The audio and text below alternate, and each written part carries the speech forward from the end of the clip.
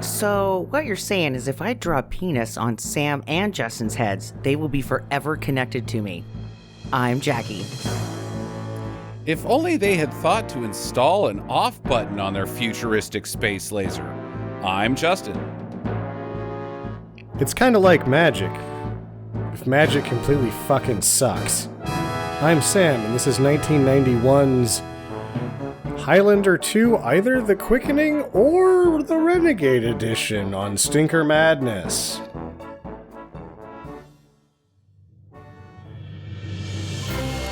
Hello and welcome to Stinker Madness. It is 2024 and it is cold. It's so cold. I don't know. Most of our listeners are in California, so I'm not really sure what's going on in California this week. I'm assuming it's nice. It's probably like 65, and they're all like, "Oh God, we're dying of cold."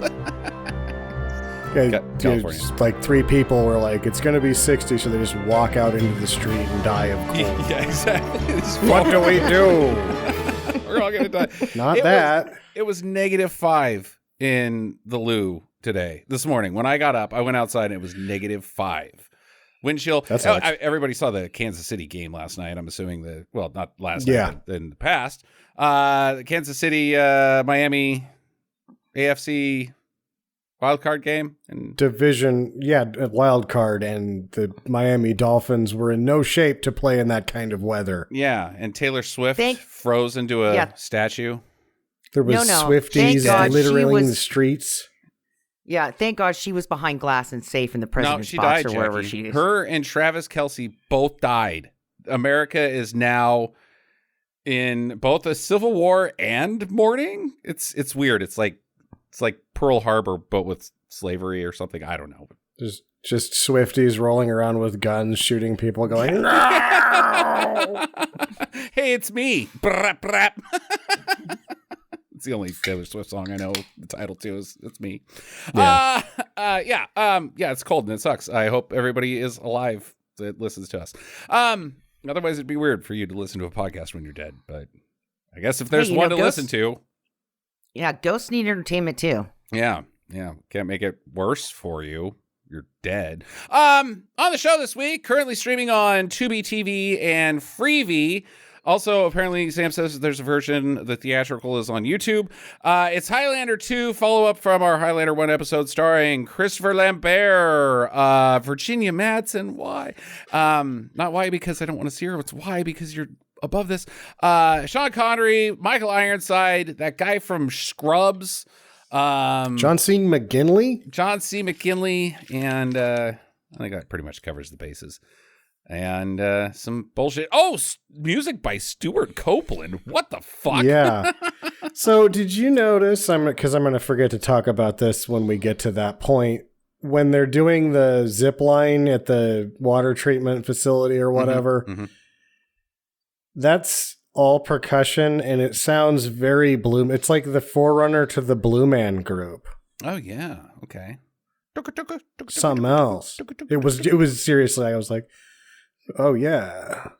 Because Blue Man's so awesome, right? Right. Right? Right. You guys went to that show and were like, this is better than any show I've been to in quite a while. That happened, right? Because that happened to me. No. Not sure why. No, it did not happen to me. I hate the fucking Blue Man Group. I want to throw it in the trash. But I'm a contrarian. Well, don't go to their show, because after about 10 minutes, you'll be like, oh, this is pretty good. I have been to the Blue Man Group, and somebody bought me tickets because I was a drummer at the time. I still am, but not very good. And somebody bought me tickets going, oh, you're going to love this because it's drumming. And I wanted to throw my shoe at it the entire goddamn time. I was in misery. I hate the Blue Man Group. And I've had it crammed down my goddamn throat. Like no, fuck off. I'm not going to. It's shit. I hate it. Nope. But Stuart Copeland, one of my favorite drummers of all time, formerly of the band called The Police. Jackie, did you know who Stuart Copeland is? Nope. Okay. Have you heard of The Police? Don't stand so close to me, Justin. Roxanne, you don't have to put on the red light. Roxanne. Sting and Billy Joel are coming to the Lou, and tickets for nosebleeds are $250, and Jackie and I will not be in attendance. No, that sounds lame. Sounds and lame. super expensive. Also, is Sting good, or is it just Stuart Copeland and Sting? Is he just like writing out this part of his career because of sexual envy? Because I guess him and his wife do the Kama Sutra at advanced ages. They still do that? You have evidence to that? I mean, I was like peeping in on him last night. Okay, all right, that's good. That's weird. direct evidence. I believe that's what they call it in court of law. First-hand account. Yeah, first-hand account, which is we should mention court of law because Sam is going to a court of law after getting caught peeping on Sting and Mrs. Stinger. Do you think that she gets called Mrs. Sting a lot? Like, they don't know what her name is. So Jan like, Sting. Mrs. Sting. This is my wife, Jan Sting. B-E-A is her first name? Okay. Yeah. Where were we? Billy Joel, Sting. Are the police good because of Sting, or is it mostly Copeland that's doing? Because if he's scoring films, that's the thing. The police are a good band, and yeah, Sting has some decent albums for adult contemporary, but it's missing those other two guys if you're looking for the police. Okay. All right. Well, still a couple. Yeah, I don't think I can name just a Sting song. I think all the songs. Fields of Gold. Holly? That one sucks. Kill myself. It was Shakira or something. Is Don Henley still alive? I think so. Yeah. Hey, life's been Why good to isn't that he guy in so that? far. That should be a three-way with him and shaking. Henley and Bryan Adams. Billy Joel. Because then they could do Fields of Gold. They could do like Fields of Gold New York Minute medley. Wouldn't that suck? Yeah, that would suck. Was Sting in the Rod Stewart, Bryan Adams, Three Musketeers thing? Was he the third guy in that All for One and All for Love? Wasn't he? He was in that. I don't know. I ignored that entirely. That song sucks. sucks. I think he was. Yeah, that song sucks real bad. And he's a part of it. Stuart Copeland was probably like, don't call me ever again, Sting. I don't know. I think Sting was probably the weakest link in the police. But Stuart Copeland's in Oysterhead with Les Claypool and Trey Anastasio. That makes him instantly more cool. Very cool. Very, very cool. Stuart Copeland. However, here, I'm not so sure that he belonged in a Highlander movie, which we should circle back to. So, Sam, go ahead and start telling us about Highlander 2. But before you do, I should probably put in my 2 cents here. Okay. Just in case the listeners were wondering, last weekend I ran my first half marathon and I completed. Okay. I got a medal. It was awesome. I got my picture taken with the fox from Robin Hood and Baloo the bear and Merlin the wizard. How many bears did they have to provide you with? Bears? They don't give you bears unless you run the marathon. No, like, I'm not running the marathon unless they provide me with a bear to chase me. Dad joke number 1 on the show. No, Yeah, it's more like it, Sam, because they've got balloons, and if those balloon people catch up to you, you get swept, and then you have to ride the bus of shame back to the park. Yeah, Georgie chases you. Okay, can we do Highlander? Is your 2 cents done? If you don't make it, they're descended upon by Swifties on wheels. Yeah. Like in The Warriors, isn't that one of the gangs? Sam, please talk about Highlander 2. Highlander 2 is on the subject of mulligans. Have you ever taken a mulligan and actually had it be not worse than the first shot you did in golf? They are always like, holy shit, I Way didn't think worse. a golf ball could do that. Bad shots. So I went ahead and watched both versions of the movie and watched the featurettes. I cut myself off and didn't watch it again with the Russell Mulcahy director's commentary on because I ran into a copy of this that was at some point and was like, we're going to do this at some point. I need to have the director's comment. I feel like I've got enough peripheral that I didn't have to watch it a third time with him talking about it because he kind of spilled most of the beans in the featurette. Okay. So the Renegade version is not markedly better than the theatric version. That's in quality. The long and the short of it. The quality. It's not any different. It's longer. Okay. All right. That's it. Okay. I can see why you'd get upset if you're Russell Mulcahy and you walk out of the premiere having only seen the first 15 minutes because none of that shit was in there to begin with. But I guess what was so egregious is that in the theatric version, the court that we're going to get to, they're talking about, the renegades or whatever, right? No. They are like, we are on planet Zeist. And they mention planet Zeist in passing like 4 times. What? It doesn't affect any of the things in the movie because, and I'll ask this question later, because in this movie, we get like, oh, this is the Earth a long time ago. And then somewhere in the movie, somebody says something like 500 years, which completely destroys the timeline for the movie and how Earth works.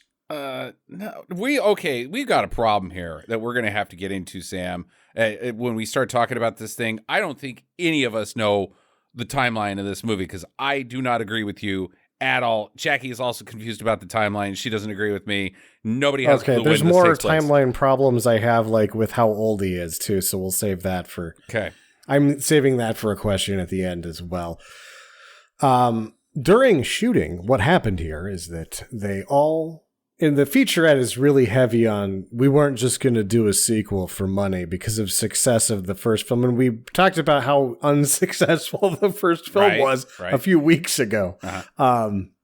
They say things like that constantly when you're like, no, you guys are on a fucking cash grab, right?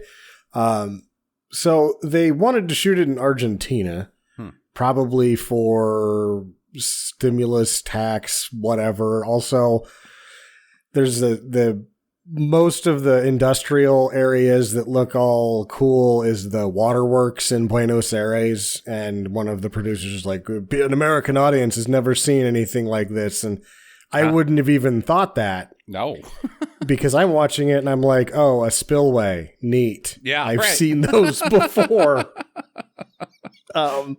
But that one's in Argentina. Oh, that makes it fancy. Argentina's economy completely collapsed while they were shooting this movie.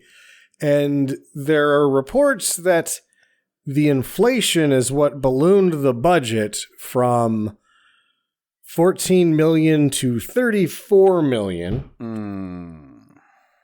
And that's when the bond company steps in and takes the movie away. And I guess you can be upset about that. I think you should be upset if you go over budget by like 50%. Actually, that's a lot. That's a lot. If you go over budget by 25% and the bond company comes in and tries to take it away, I feel like you can be like, okay, don't take it away. It's only 25%. We're going to tighten our belts here. Star Wars. If you've gone, Empire Strikes Back more than anything, but he took out private loans on that shit. Right. So the bond company did not have to step in because he would have been like, if I don't take out these private loans, the bond company is going to step in. But that's what I'm saying. That's what all these shitty directors, that's their excuse. Like, hey, Star Wars did it. Let me do it. This is going to be Star Wars. Get an independent loan. And he's like, no, have you read this script? Are you fucking crazy? Are you crazy? Not my cash. No. When you're over budget by more than the original budget, the bond company's going to I'm concerned that the bond company didn't step in earlier, right? Yeah, no shit. And I don't know to what figure that is of the 34 million, how much they went over and how much had to be spent to complete it, because I believe that the either Earth's distant past of steampunk and Dune or Planet Zeist was not shot by Mulcahy. What was a set that was 70 feet tall and almost 1,000 yards long. It's a big set. That's a really big set. Lambert says to this day he's never seen a set that big, which I'm like, yeah, that's the main walk in Universal Studios. That's almost a mile. Yeah, it's a big set. That's huge. It's not even close to a mile, but okay. It's 1,000 yards. You said 1,000-yard 1,000 dash, feet. isn't that a mile? You said 1,000 feet. No, I'm 1,000 yards. They said it was over 3 football fields. 1,000 yards. It's a half mile. No, 1,000 yards is a mile. No, 1,000 yards would be 3,000 feet. A mile is 5,250 feet. So, yeah, okay, never mind. They don't do 1,000-yard dash, do they? I don't think so, and I don't know why we're even talking about it. 800's half a mile. Yeah. On the nose. Okay. Yeah. Doesn't matter. So I don't think that the inflation is sort of to blame. I think that they just got their money stolen from them. I think that half of the budget of this movie was just stolen by Argentinians that were on a different cash grab when their finances collapsed. Because every penny that Lambert made for this movie, he was conned into reinvesting into this business portfolio Bitcoin. in Buenos coin, like Buenos my coin. Goodbye. So every cent that he made was not donated, but given to some men who stole it from him. So I feel that the lots of money was stolen when this movie was being made quite poorly. So that's where Lambert Productions comes in. Where do they come in? Because Does that it was say in the Lamb- credits. Oh, Lamb. It says Lamb and then Bear, like Lambert. Yeah, Lambert. Yeah. They could have just done that to appease him, because when he was presented with the rewritten scenes, he walked off, and then they reminded him that he'd never work again if he did that, so he came back. Hold on, I'm just going to get my glasses. I'll skip ahead in the boring bullshit because I got some other stuff on the production, but there's all this talk of like beginning, middle, end, what in the... We're making a story, not just a sequel cash grab, and we're so upset that this was rewritten. Years later, Ironside got interviewed about this, and he's like, oh, fuck that bullshit. Everybody thought it was dumb as fuck. We were all doing it for the money. He said that when he first got the script, he's like, no, this was written by a 13-year-old boy. I'm not doing it. And they're like, will you do it for this much? And he's like, fuck yeah. And then they're like, it might be dumb. And he's like, no, this is going to be fucking dumb, so I'm going to be dumb times 1,000. I'm going to be so dumb on screen that I'm going to equal the dumbness of the script, which is odd because I don't think he even holds a candle to Clancy Brown in the first one. No, absolutely not. Unfortunately. Yeah, it's too bad. Yeah. Maybe he just doesn't have it. Which, we didn't know they that were both Clancy in had it, right? Starship Troopers, and we both loved them in Starship Troopers. They probably talked about this and then like high-fived and dialed it to 13. Yeah.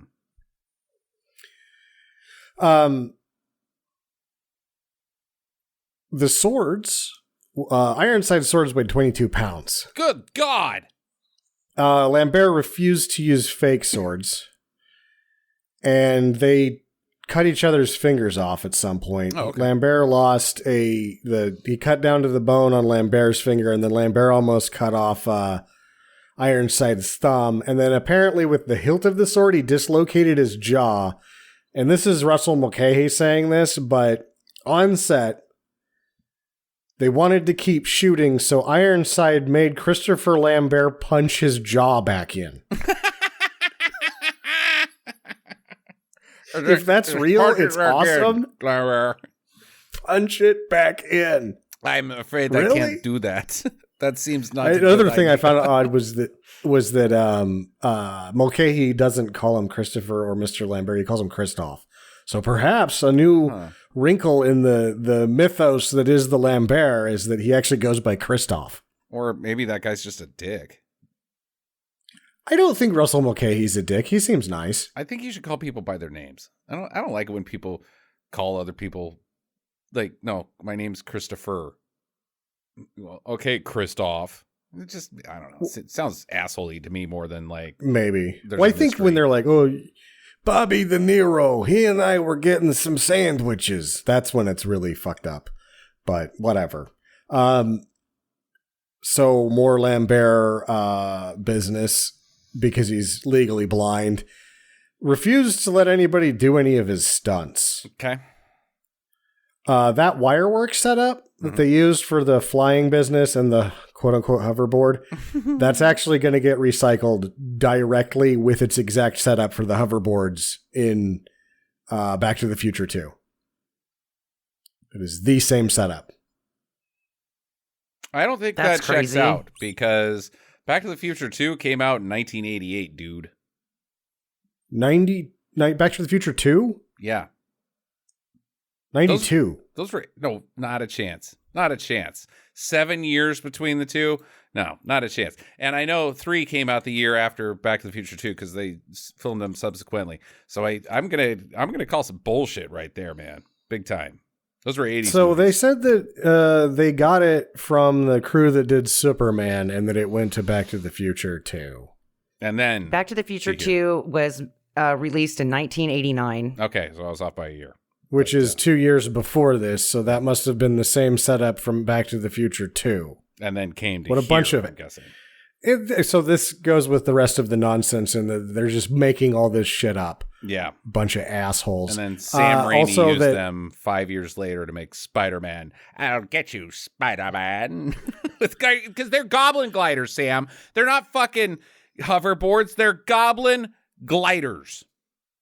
It's the same It's the goddamn same thing. Yeah. Yeah. Well, whatever.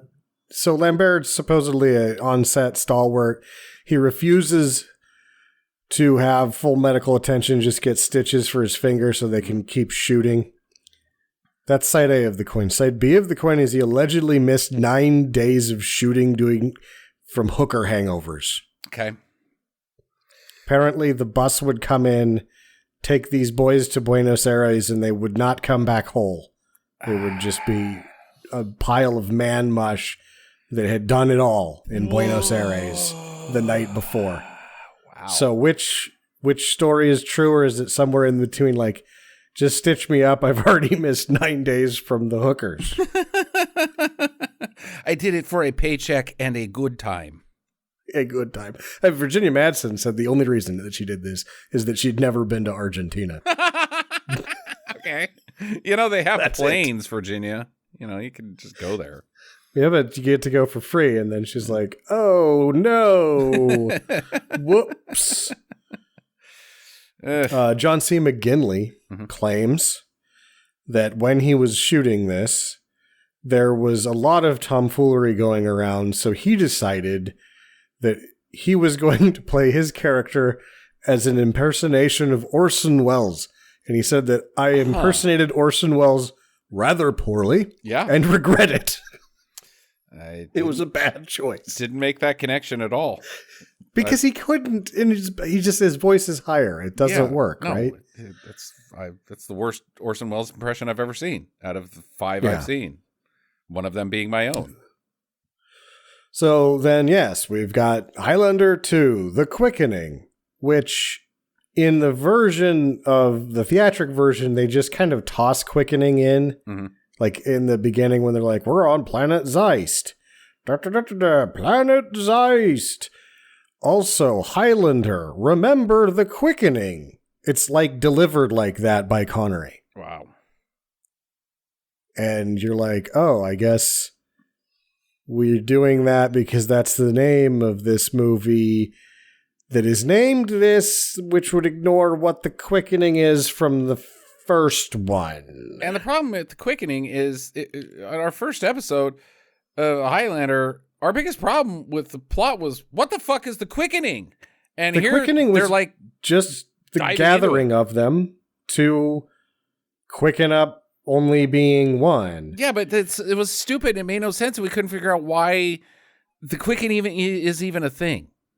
Well, guess what? This isn't going to help us make any sense of anything because Highlander 3 completely ignores that this movie ever happened. And also, if they got like close together, they could have like mini quickenings, something like that. No, the quickening is just the gathering. No, because when they're running on the beach where Sean Connery's on the horse and Lambert's running, he's getting the quickening because, hey, you're next to me. We're stronger together. Fucking know then, whatever. No, it's stupid. And they're like, people love the quickening so much that we should have a movie. No, the thing that people love about is there can only be one and heads are going to get cut off. Name it Highlander 2, heads are coming off. That will put the button seats. The quickening? What the hell is it? Yeah. Well, in the series, they call it the quickening when you cut somebody's head off and then you get the surge of power. They just were like, this has been screwed up so much that we're just going to do this right now. Highlander, this series, this is what a quickening is. Many quickenings. Also, and quickenings are because people's head come off. Yeah. Also, in this one, people's heads just fucking fall off. They just come right off. They just come right off. I mean, like, I don't know how these Zeisters or old earthiers or whatever they are have walked around without their heads just fucking coming off. Yeah, I'm scared to go outside because it seems like a strong gust of wind will just take the old noggin right off and put it over there, and I need it where it's at right now. That's what Petey's problem was in Dumb and Dumber. Is he was a Highlander bird. Pretty bird. Just came right off. Petey. God rest Petey. R.I.P. What else you got, Sam? That's pretty much it, that they went down to Argentina, got all their money stolen, remade the movie. I don't know how they got to do this.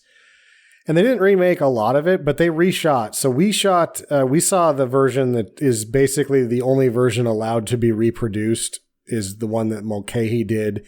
And they've actually done this one again. So you can get this, I think, on Blu-ray, and they've redone the visual effects to it, which I'm just like, why? Why are we still beating this dead horse? Because I watched both of them, and the only difference is this one's longer, and we're doing this one because I think this one's worse because it's longer. Yeah, right. Like, it's not good. There was never a good movie in here. And I don't think. I read, when I was trying to figure out what the differences were, whatever the source was, I can't remember. I think it was somebody on IMDb, said that the Renegade version was intended to tie the first one in better than the theatrical release did. And I found that to be not the case at all. Other than they're not from planet Zeist. Like, that seems to be the thing that pisses everybody off is that they're aliens and not immortal humans from the before times. Yeah, neither of them makes sense.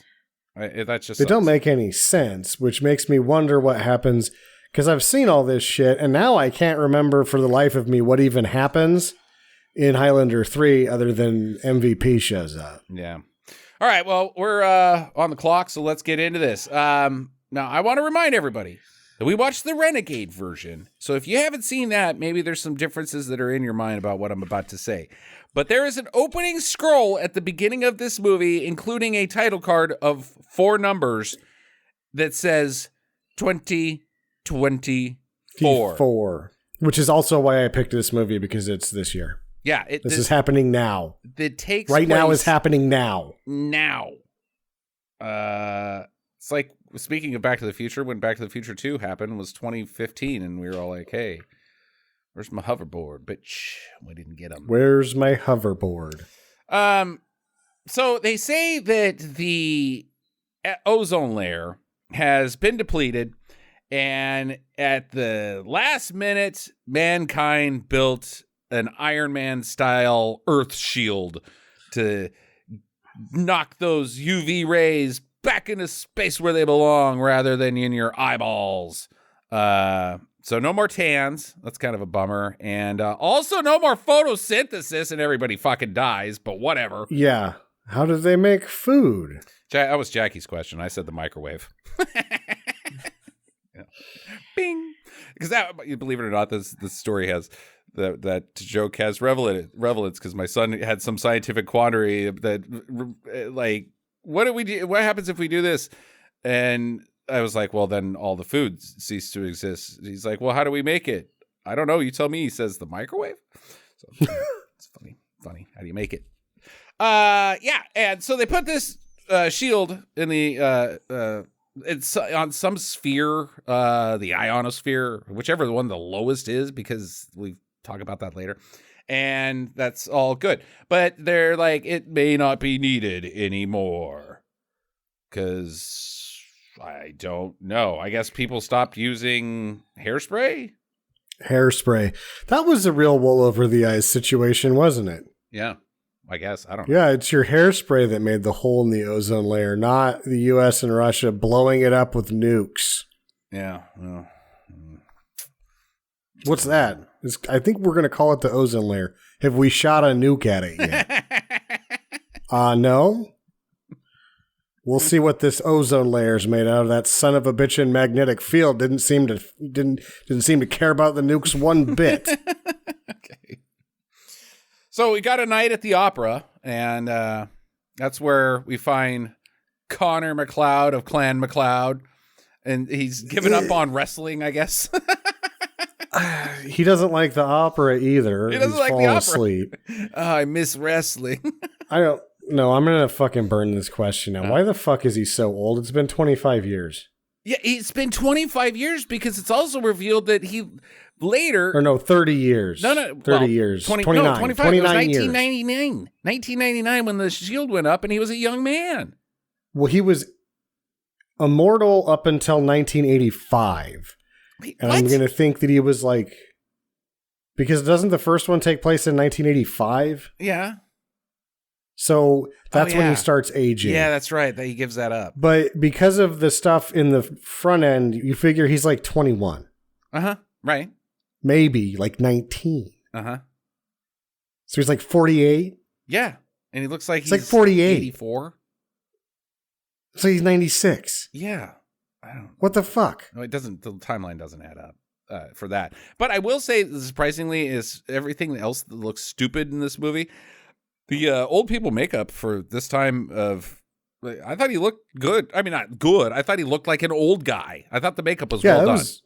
It was very well done. Apparently they had some real problems with him. Okay. He said that it was so hot in Buenos Aires that it just kept slipping down his face. He couldn't see out of it. The and I was like, Giuliani. but he can't see anyway. So just keep shooting. Yeah. Right.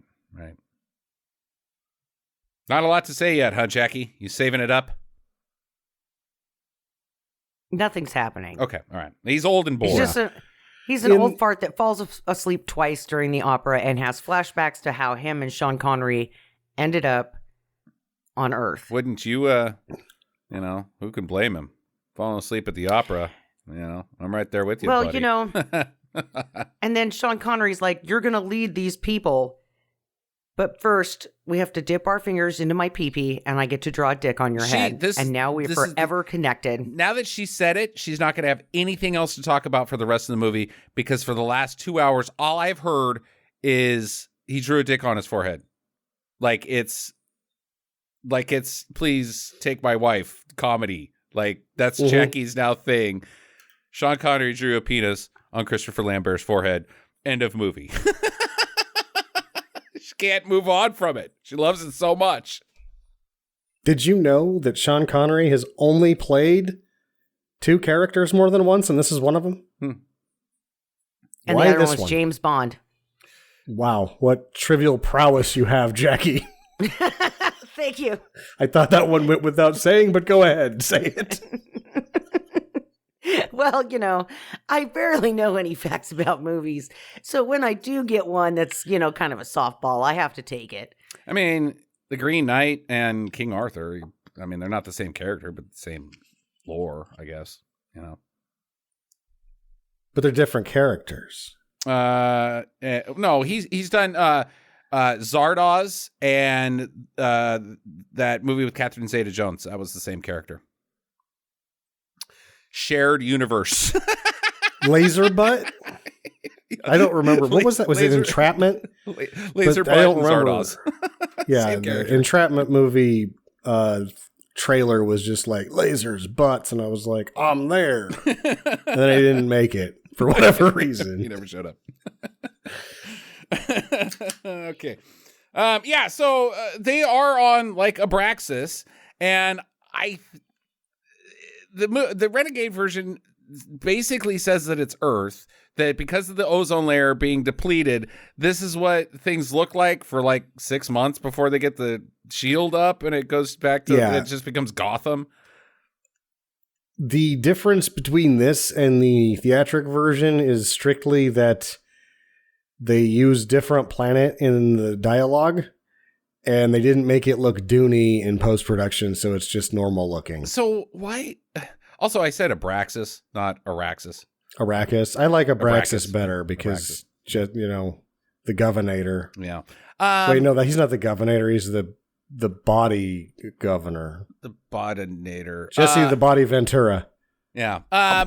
So how did they explain in the theatrical release what this Scottish guy and this Spanish man from Greece are doing in space? They're staging a rebellion in their homeworld of How'd they get up there? They're from there. But they're not. We already saw they are just in the last movie that they're from Scotland and Spain via Greece. No, their memory got erased when they got beamed in. What the fuck? That is nonsense. That is absolute nonsense. What's dumber, though? I'm burning a question for later. What's dumber? Them being from another planet or them being from a distant past that archaeology can't find its steampunk roots in? Because there's like a dirigible airship there's like a that cool they're meeting romantic feel to the latter. Just having them be from space is just butt and like not creative, and like we don't need an origin story for Immortals. They're immortal. They've been around here forever. Okay, that's their origin. Stop overthinking it. No, they've got superpowers. They must be from fucking space. Fuck off. Well, how the fuck are they supposed to pull this off without either one of these things, though? Yeah, that's the second one. The one that's from the first movie. They're Immortals. That's just it. They don't need to be from fucking space. Born in the first one. He's only like 500 and something years old in the first one. Do they just like zap you forward into time to like whenever, and then you're like born again?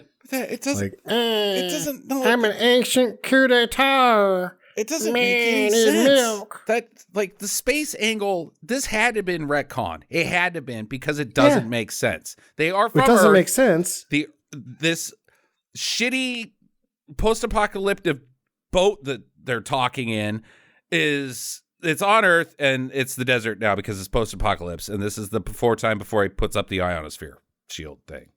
But also, this is supposed to be before dinosaurs or some bullshit. What? It makes less sense than it's before human history. It makes less sense. Why are they on a big boat then? They're talking on like a freighter, the whole of a freighter. That's why the fucking Bond company was like, this doesn't make any sense. Make them from space. It'll make more sense. It makes less. Just delete it. It's unnecessary. Then you've only got 20 minutes of movie. Okay. We can work with that. We can work with that. Jackie, are they from space or is this before dinosaurs? I don't fucking care. Just move on. God damn. Oh, somebody's getting pissy about this. Uh-oh. Highlander 2. The angering. It's just listening to you two bicker is enough to make my head explode, because I'm kind of like, I thought that I knew what was going on, but then you guys both make valid points, and now my head is just kind of going, fuck. What is it? 10 years of us trying to figure out what the movie is about, and she's giving up, Sam. Today's the day. Yep, she's like, I went to Buenos Aires with Lambert last night. My head's killing me. Okay, this is, I'll just decide for us. Okay. This is another planet that's like Earth, that eventually turns into Earth because it collides with Earth later on down the line. But they know they just get shot out the windshield onto the other one. We're on this planet now. And they know that Earth in the future is going to be a shithole because, the other Highlanders that they've sent there have told them so in pen pal writing. Yeah. And so they're like, just send them to the shithole. And then eventually we'll run into them and we'll kill them. Okay. It'll be fun. Okay. But before we get there, we'll make them immortal and they'll have to deal with all the shitheads that live on this planet. It makes just as much sense as either the things Sam or I said, because it makes no goddamn sense. So it makes no goddamn sense. We will move on. Anyways, Michael Ironside's there. He's this guy named Katana. He's pissed off at the guys that are in the boat for some reason. Anybody have a clue why he's pissed off at people? These are the monks from the Beastmaster that hang themselves immediately when Zed sells them to. Yeah, yep.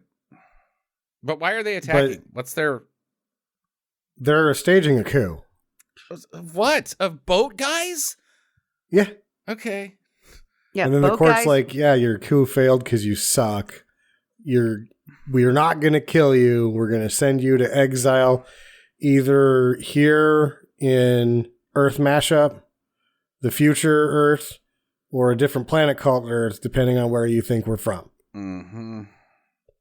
So close your eyes while we put this strobe light in front of your face to make you disoriented so we can send you to the correct area. Oh, we go. You guys are moving so fast. When Katana attacks, he's got both artillery and swords.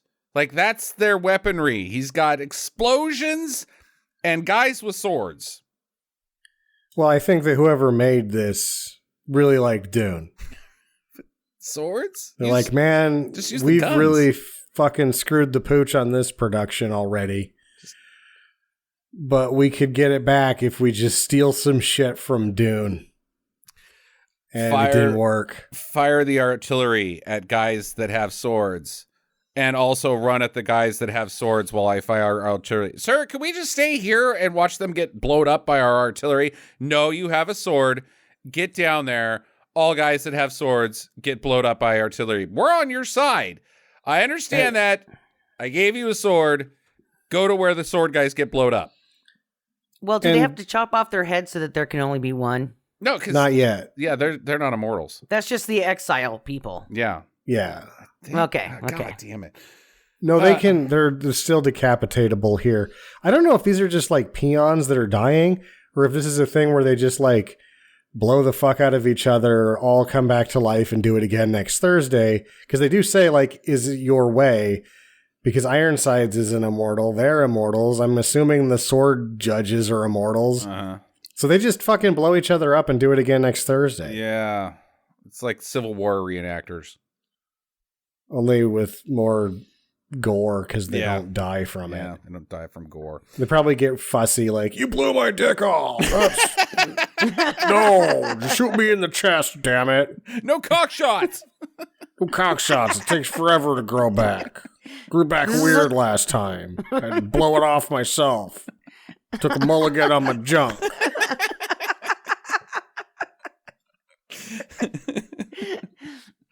Okay, so he takes McLeod down into the sewer, and there he's like, I don't like your style, bro. I'm gonna crush this snake in front of you.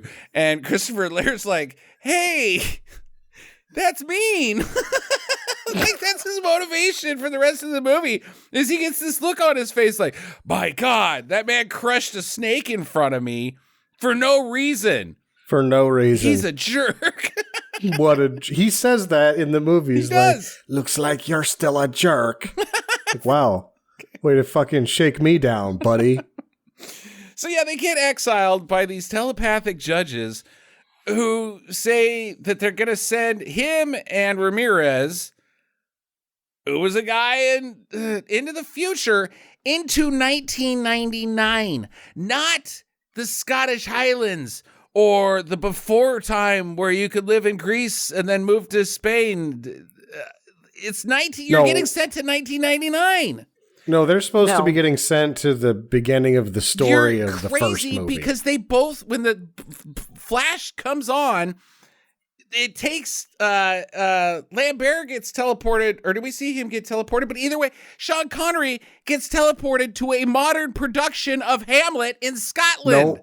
No, that's later. No. That's after. So that's later, when at one point old Lambert is running around. And we can just do, because we're already like 40 minutes in here. So I'm just going to do what the theatric version of the movie does for this part, is they turned this shit into like a fucking 3-minute montage and got us to the first fight. So I'm going to commend them for that.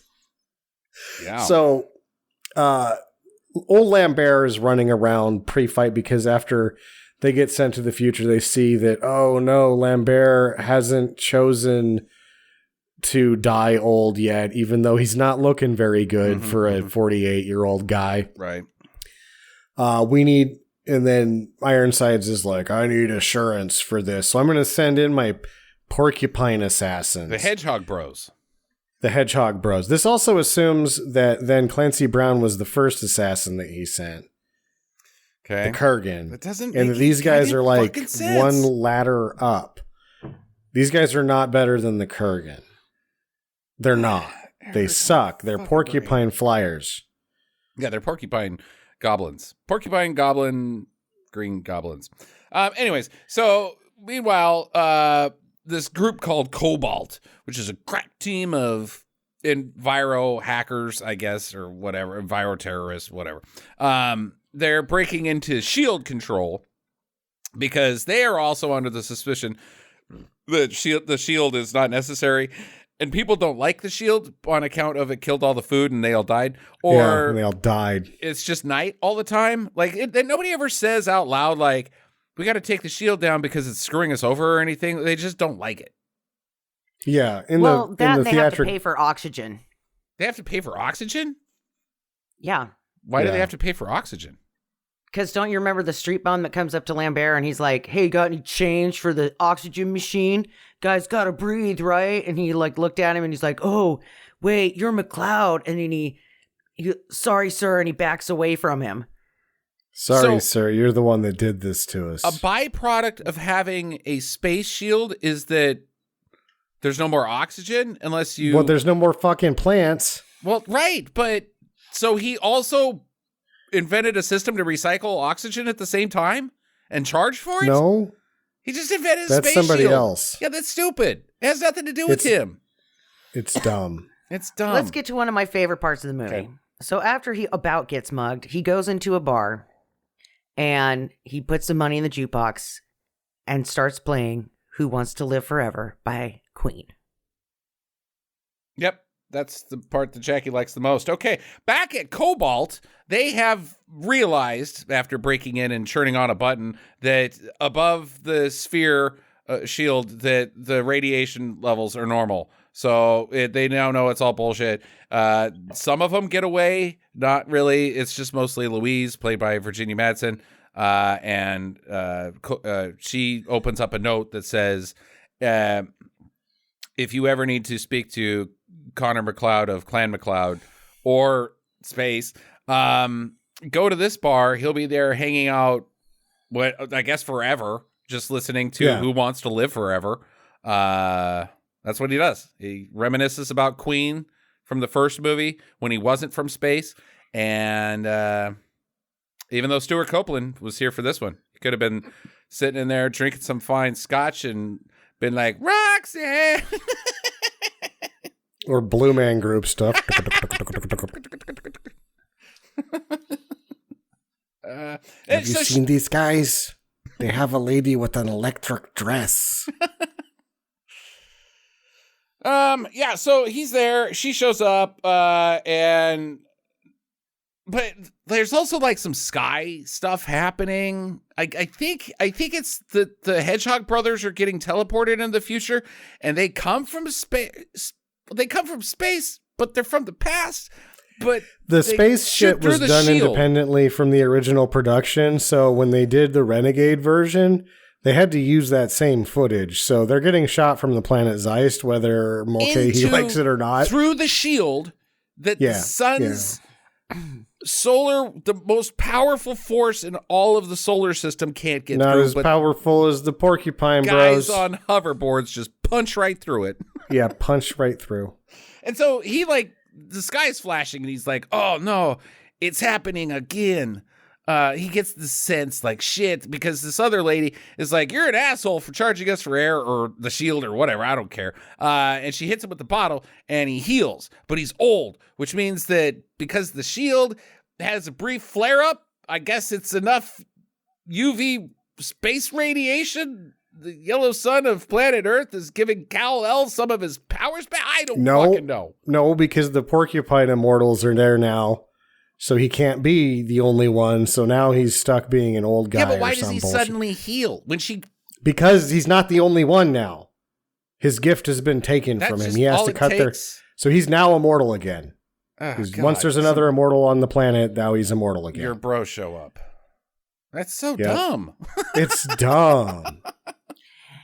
Is it though? I mean, think about that fairy tale where the queen. Yes, it is. Where the queen takes the village children and she bathes in their blood to stay young. Okay. What? It's kind of the same thing. Yeah. Not at all. That'd be like if the queen was old and her in-law showed up to visit and she's like, I'm young again. Yeah. That would be a direct comparison, not murdering children. And bathing in their blood. Mm-hmm. Well, I mean, technically he does kind of bathe in their blood because after he chops their heads off, he does get a little bit of spray on him. They're not children, though.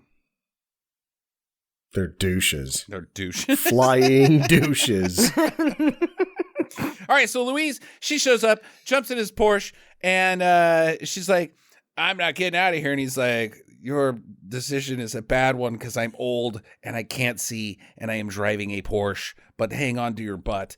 And he drives all fucking crazy. And the Goblin brothers, they show up and start talking shit and shooting their guns off and blowing everything up and going, because they're fucking stupid. And he's like, oh no, bad guys, here, you need to hide, mortal woman. There's a perfectly good dumpster. She's like, really, in here? Yes, this is the best place, the dumpster. Not the diner that they're right in front of. Like, don't go into the diner, go into the dumpster. There's just people milling about and going on about their day all over this set. And he's like, get in the dumpster. She's like, well, how about I just go over there with those other people? No, dumpster. Dumpster. Well, he's kind of right, because there's one guy that's just like fucking about doing whatever, and he like notices one of the Porcupine brothers later, and the guy just shoots him. So blows his ass up. It's hilarious. Yeah. Hey, buddy, can I get a light? I said to the guy flying through the sky on a surfboard. Yeah, that's gonna go well. Here's your light. Just fly by you. Eventually, their fight ends up on top of a train.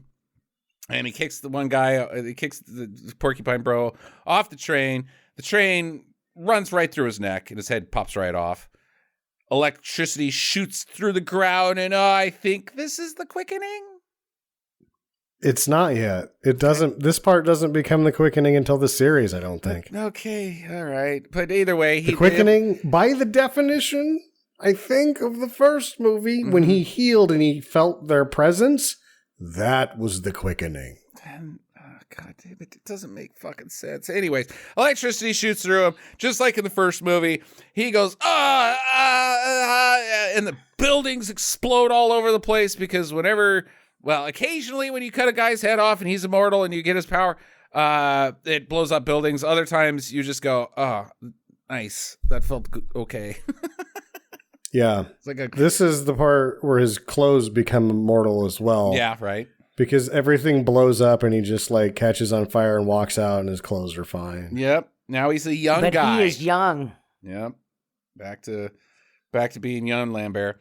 So he jumps on a goblin glider and starts schmeving around while the other goblin or the other porcupine bro has switched to like the bat glider system, where he just has wires that are holding him in place and kind of just scoots around town aimlessly. Ha I'm flying. You can't get me. I am also flying. Oh. I mean, this scene is so stupid. This should have been a warning to the Wachowskis for how dumb it was going to look when Channing Tatum was sky skating, because this is basically just the same and it's dumb. I just think like maybe this guy saw 1989's Batman and was like, I can do that. I can do some of that. Because there's like this Batman-y feel to this whole scene. Like it's everything's wet there. It's very Gotham-y looking. And then you got this flying fucking dude just kind of schmeving around like he's fucking Batman. They leave his turns in a couple of the shots, and it looks awful. Yeah. Because it's too slow. And it's also like he actually did it right, and they're like, oh, he did it right. We should leave that in there. And it's like, no, just catch him, turn him around, and shoot him in the other direction. Yeah, it looks stupid. Don't put that part in. He's turning around slowly in air. No, he would just fall to the ground like a brick. Porcupines can't fly. So McCloud, he gets a trip line and he trip lines his head off, and it's like some rope that's not even very good, and that guy's head just falls off. It's just dook. And then he flies into like an electrical box because of course he's not dead from his head coming off enough. So his body's got to fly into an electrical box, get all zapped, and then fall to the ground in flames because his head came off earlier, guys. He's dead. Yeah. He gets quickened, or he gets the power, whatever, from that His guy, body should have quit while it was not a head-holding body. So here we go. Sean Connery now is... Yeah, right. Sean Connery... Wait, no. Okay. We have to discuss, because he does this... We don't go to Sean Connery and come back before they... Yes, we do. Bang on the wall. You think I don't have that in my notes, Sam? I got a time. We're not...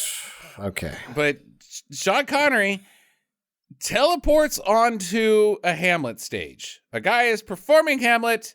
There's modernly dressed people out in the crowd, and Sean Connery teleports there because he was called. During this fight, McLeod was like, Ramirez, you said we were bros on Abraxas. And if I needed help, I call your name and you show up, which teleports him to Scotland.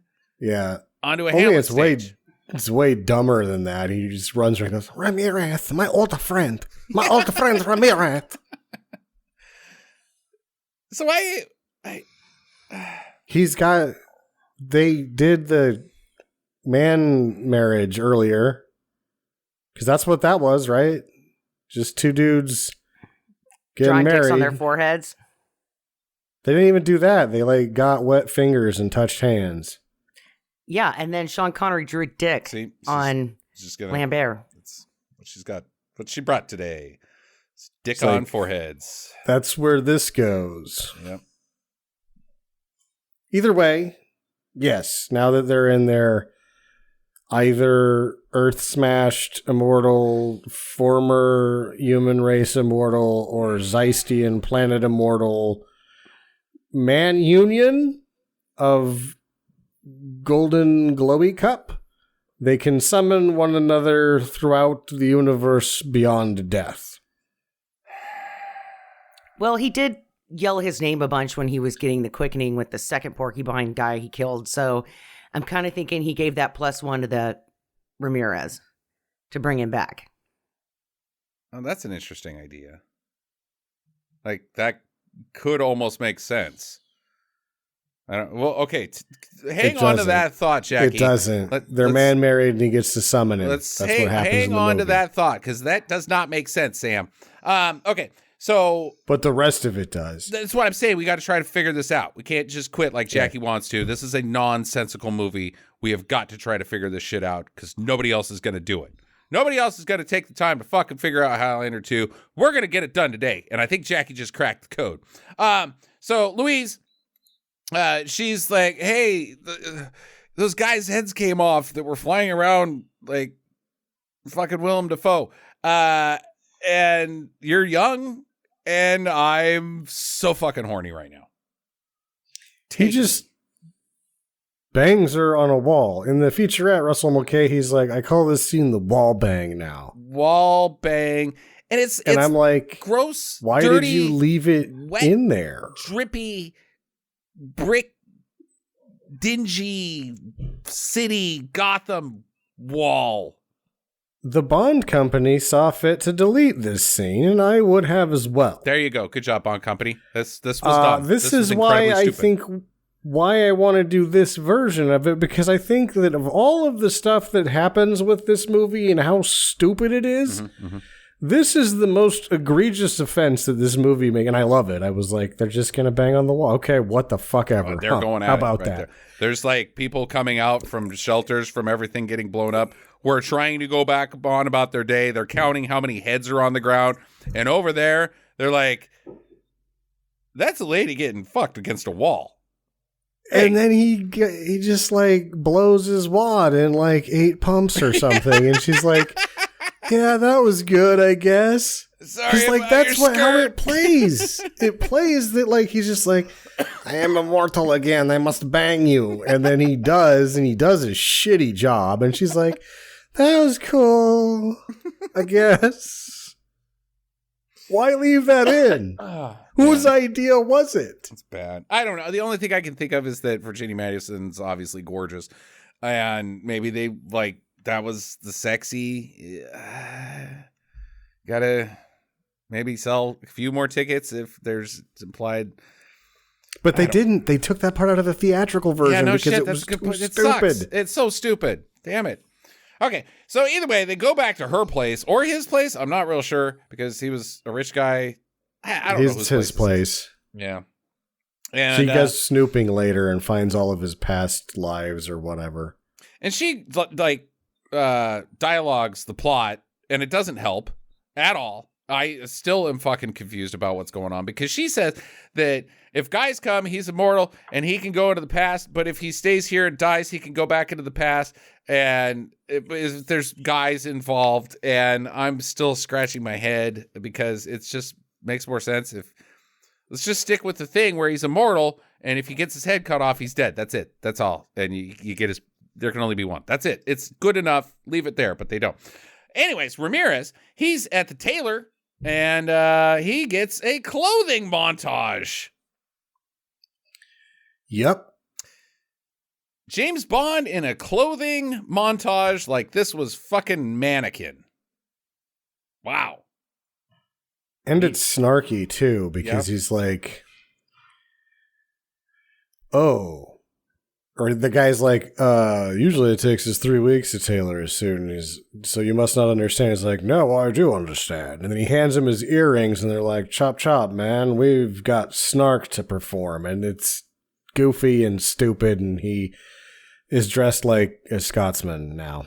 Because he is one? Is the movie trying to tell us? Like, forget that part where we said earlier that he was a Spaniard from Greece. No, he's Scottish now. He's a Highlander.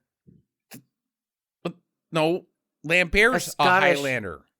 He's a Scottish Highlander. He's a Toyota Highlander. Lord. What? He's a High Lord. You're a towel. Yeah, you're a towel. No, you're a towel. You're just saying things. He's not a Highlander. The Highlander is Connor McLeod of Clan McLeod. He's the Highlander. He's from France. They're not all just... The Immortals aren't Highlanders. It's just that one is a Highlander. Ramirez, Juan Valdez Ramirez, is a Spaniard from Greece. From Egypt. Egypt, that's right. Thank you, Sam. Greece, Egypt. The Mediterranean. Oh, the Mediterranean. See? Now that's George Orwell. Not George Orwell.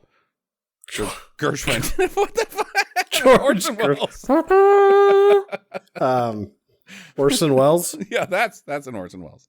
No, Orson Welles. Have you tried this champagne? Yeah, no, I think the movie is trying to be like retcon the fact that the Scottish guy with the Scottish accent is not from Scotland, even though most of this movie takes place in Scotland. Well, or his Scottish. Like spirit ghost, bro, like went to Scotland to look for him first. He teleported there. Yeah, he didn't shoot down through the... I don't know how he got there. I know, but Jackie's new theory may bust that wide open. We'll figure that out at the end. Okay, so he gets a new suit. Yay. Hops on a plane from Scotland to New York, and he's all confused about it and like, oh, Jesus, we're all going to die. And now Jimmy Stewart is on this plane. There's another scene. So in this airplane scene, I made sure to watch this because after I realized they had the taste to cut out the wall bang. Yeah, right. I wanted to see if they cut out his line of dialogue on the airplane where he's like, you know what they say about dark-haired ladies? They like to sit on men's faces. You think that's what he said? I turned the closed captioning on and turned the volume up. That's exactly what he said, and the Bond Company team saw fit to delete that as well. Wait, this wasn't in the script. Oh, I didn't know the cameras were rolling. I was just talking to this lady. Because I'm fucking Sean Connery.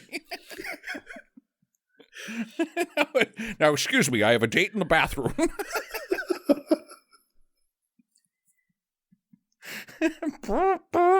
Here she comes.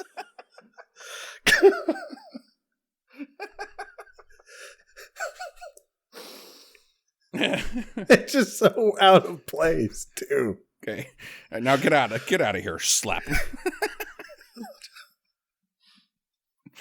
Oh my God, what a fucking loony guy. I mean, not like, don't be like Sean Connery, but Jesus Christ. It's a good thing they only made one of him. The Earth couldn't survive two. So Katana, he decides, okay, well, the Porcupine brothers sucked. Those were my best guys. That went completely expectedly. I mean, I thought it was dumb when they came in and they looked like that, and I thought, really, I can't do better than these guys. But I said them anyways. Predictably, they died pretty much immediately. Yep. I guess I'll give it a go. The old whirl, old college try. You know, you miss all the shots you don't take, and that's what I've been always saying as a immortal from, I guess, a different planet or the past. I don't know, but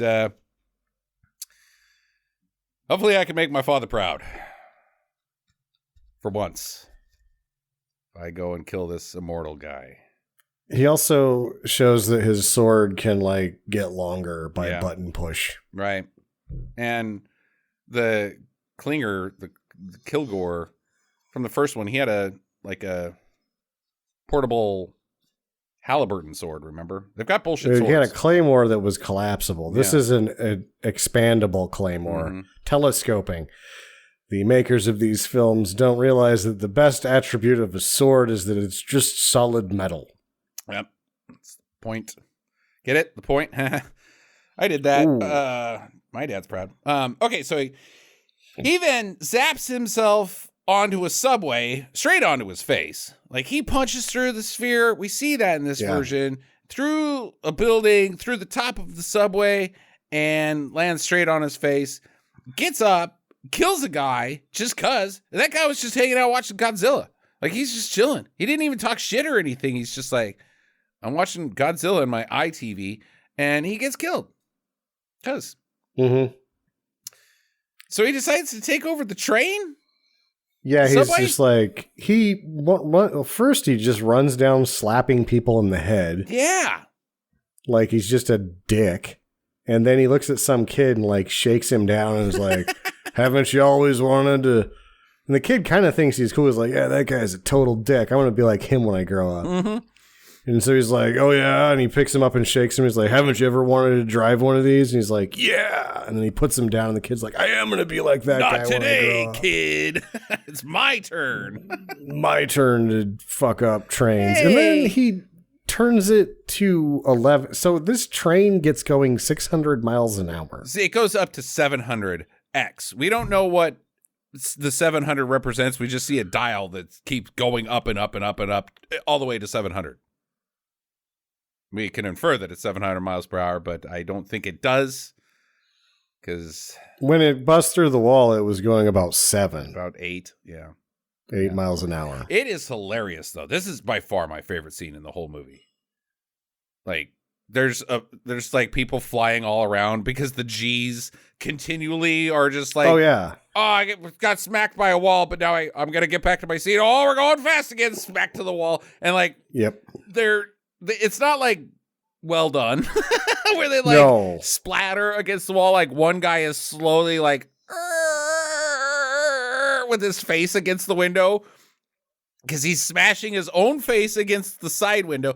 There's a lady with a baby who keeps like, oh, my baby. And then at one point, I see the baby just flying through the fucking air. Yeah. There's a guy whose head just explodes. Yeah, this other guy gets Mars face from Total Recall just cuz. I'm going too fast. Because that's how high speeds work. Yep. Oh my God, I was laughing my butt off, and the whole time Michael Ironside up front is just going, ah! I'm going fast to where I don't know, but we're doing it. Yep. Oh God. And then he just crashes through a wall and says last stop, and that's the end of that scene. Mm-hmm. Looks to make sure everybody's dead. They are. Yep. Then he gives himself a gold star on his shoulder and he's like, one more for me, Mom. Or like the little wings that you get when you go into the pilots of the plane. Like he gets one of those because he piloted with the kid thing. Never mind. So McCloud goes to the SHIELD HQ, and he meets his bro from a long time ago who invented the SHIELD with him, called Alan. Alan's just this old guy.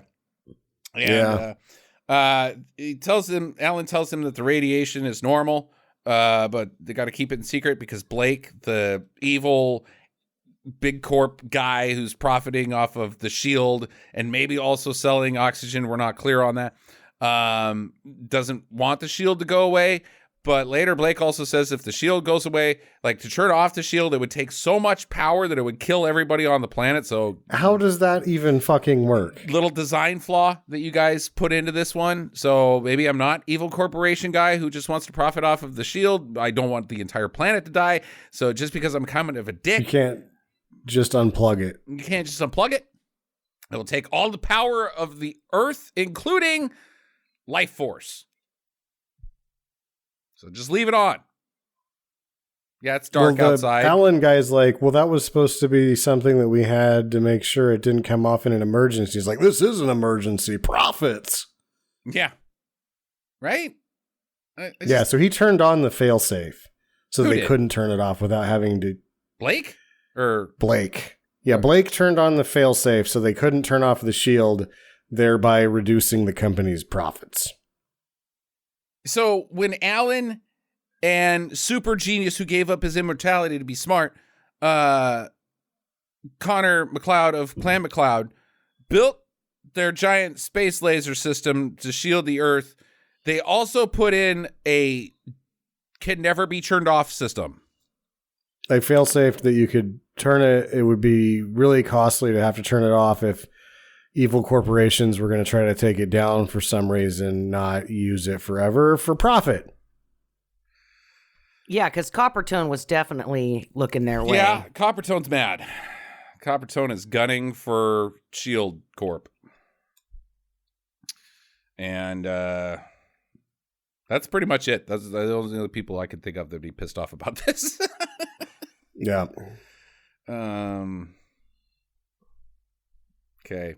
Yeah, it seems stupid. But anyways, along with everything else. So he's like, oh, okay. How do you know? He's like, well, go to these coordinates and you'll see. Okay, but isn't the SHIELD out in space where I can't go to? No, we'll just go there. You'll see. Anyways, Blake comes in and he's like, hey, I'm Evil Corp guy. You better get out of here while I have Evil Corp around.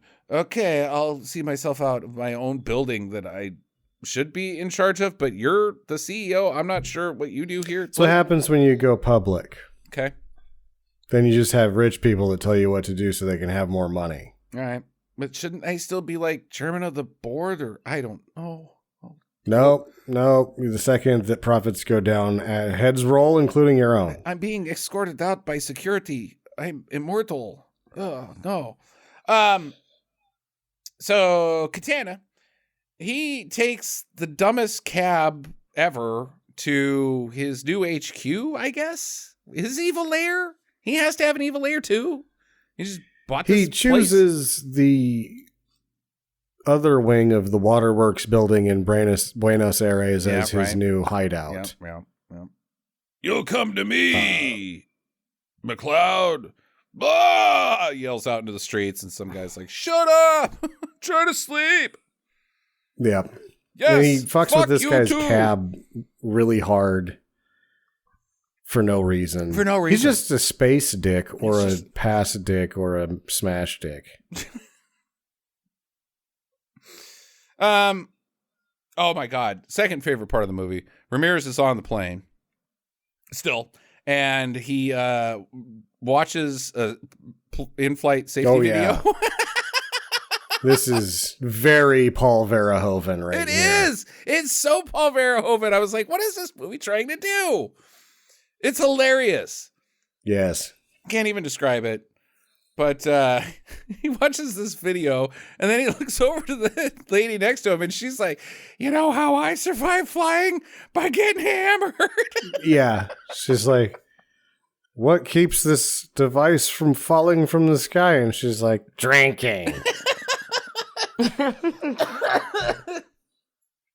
Oh, well, in that case, I don't drink, madame, but I'll have a glass of water. But you go ahead and kick this back, because she's insane drunk. She is giggling at nonsense. Yeah. She's drunk. Letting him tell her to sit on his face. Yep. She's like, yay. Oh, man, it's so weird. Also, he's on the plane for half of my fucking notes on this page. That's crazy. So, flashback to McCloud's first lady. She dies of radiation. The one from the first movie, I'm guessing. His second wife died of radiation. We see her say goodbye. And that's too bad. That didn't work out. And then Katana finds him at her grave. And as we know from the first movie, you can't fight on a holy site. And I guess her grave is a holy site because there's church guys there too. Yeah. And so he's like, you can't fight me here, but I'm going to find you. And then he fucking Batmans him. Again with the Batman. Mm-hmm. Some guys walk by and he's not there anymore. McCloud's like, whoa, I got Batman. So he drives his car, which is no longer a Porsche, but a Ford Galaxy? Where did you get that? What happened to the Porsche? I'm not sure. I think he just parked it someplace where you're not supposed to park, and it got towed or something. Also, just a bunch of old shitty cars in this movie, even though it's the future. Yeah, right. And in the theatrical version, they're like, oh, it's him. There's a narration of him just whining about how shitty things are. He's like, old cars last longer, so we drive them now. So dumb. That is really not true. And at no point was he ever told where Katana's evil lair was going to be. He just drives there. It's like, I checked the real estate listings. It seems this guy bought this place. He's just squatting. Yeah, right. How did he know? Because there was a guy out in front with a big sword. Yeah. On the building, and he's like, this looks like a Highlander type of place. Yeah. I'm the Highlander. Why would I call that the Highlander place when I'm the Highlander? There is only one Highlander. It's not there's only one Immortal. Literally, I'm the only Highlander in the whole series, the whole franchise. From the Scottish Highlands. None of these other guys are from the Scottish Highlands. Duncan MacLeod is also a Highlander. Well, he's not in the series right now. It's only me, Jackie. Cousin. It's only me. I am the Highlander. There's a group of guys that are called Highlanders. I am the Highlander. The group of guys are called Immortals. Is that clear? There can be only one or two Highlanders, depending on when. But it's because that's where we're from, not our immortality. Does that help make sense at all? Or are you just going to keep calling them Highlanders? Like most people. Okay. Most people are just going to call them Highlanders, yeah. Goddamn Highlanders are cutting each other's heads off again. Sons of bitches. Highlanders are up at it again. Goddamn clang, clang, clang. Clang no goddamn decency in any of those goddamn Highlanders. We are Immortals, damn it. Listen to Queen, fucking shit up. If another head rolls through this window, you're just going to have to go over there and Highlander one of those men and that you-know-whats. The Highlander? Gonna Highlander him in the Highlander? So yeah, get him in the Highlander, honey. Headbutt him? I don't know what. Do you think that Duncan MacLeod drives the Toyota Highlander? Yeah, it seems a sensible vehicle for him. Yeah. Okay, so he walks into Evil Lair HQ, and some guy that's dead just gets thrown at him. Like, yeah, he just like lynches a guy for effect. He's like, haha, look at that. And he's like, that sucks. I hate you. He just walks right past it. Walk up all these stairs. Jackie, did you just say that was the film's editor? Because that would be the most accurate thing in this movie. Yeah. No, I said he was did that to himself. Janitor. Oh, the janitor. But it could have been the film of editor. Evil Lair. Okay. Janitor. So he and Katana, they sword fight. And MacLeod gets like on this elevator, and the elevator gets cut off the lines, and so he goes down really fast, and he just ends up as a pile of man at the bottom. And Katana's like, oh, damn it. you're down there. I'm up here. It's going to take me forever to climb these stairs. I'm like 90 floors up. I didn't take my glucosamine today. The glucosamine. For my knees. Glucosamine. It's a good joke, Jackie. You just jumbled it up. But anyways, yeah, like, so then McCloud just kind of cracks himself back together and goes home. Yeah, so apparently they were talking about that being the most dangerous of all of the stunts. What stunt? He's green screen. He rode the No, that's practical. He rode on the top of an elevator that was going. It's going half as fast as it looks. They had some actual footage in the feature out of how fast it was going, but he rode that down untethered like a 20 feet or some shit like that. They cut it in twice. Like, I'm watching that and I'm hearing this story about where they collided with like one of the vehicles and he tumbled like a rag doll inside of the wire setup. And I'm like, seems more dangerous than riding an elevator at slow speeds. Yeah. So he goes home. Virginia Madsen's there. She's like, oh, hey, by the way, I live here now, or this is my place. I'm not sure who lives here. And the room gets dark. She's like, oh, no, I have to go back in the dumpster. And sure enough, there's a Highlander there, and it's Ramirez. And they're like, oh, good to see you, buddy. Let's spar around my apartment. It's got to be his place because there's antiques all over the place. Yeah, it's his place. He's like, don't smash. And I thought the joke about the sculpture was great because that sculpture was super shitty. It sucks. Yeah. Coke bottles with wings on it. It wasn't even Coke bottles with wings on them. There were Coke bottles inside of like the thing a statue sits on top of, and it has wings on it. That sculpture sucked. Mm-hmm. Well, we didn't get to see it in the light. It could have been brilliant. Could have been. Could have said everything about Soda Society. Yeah, the artists really translated the voice inside their mind down into form via Coke bottles. You just look at it and you want a Fanta. You want a pop, pop, fizz, fizz?